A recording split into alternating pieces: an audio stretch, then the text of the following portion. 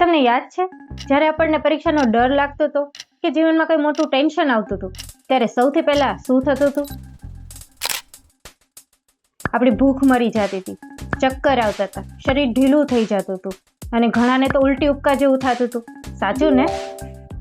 તો હવે વિચારો કે 1 મિનિટના ટેન્શનથી જો આપણી પાચન તંત્ર પર અસર થતી હોય તો મહિનાઓથી લીધેલા ટેન્શનથી આપણે ફર્ટિલિટી પર અસર કેમ ના થાય?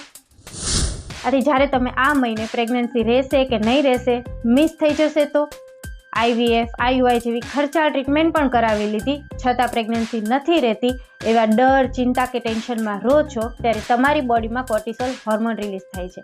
આથી તમારા મગજને લાગે છે કે તમે કોઈ ખતરામાં છો અને આવા ઇમરજન્સી વાતાવરણમાં તમારું શરીર પ્રેગ્નન્સી જેવી પ્રક્રિયાને અટકાવી દે છે અને બહારથી આવતા જીવને તમારા શરીરમાં ટકવા નથી દેતા. એટલે જ તમારા બધા રિપોર્ટ નોર્મલ હોવા છતાં તમને પ્રેગ્નન્સી કન્સીવ નથી થતી, જેને અનએક્સપ્લેઇન ઇન્ફર્ટિલિટી કહેવાય છે.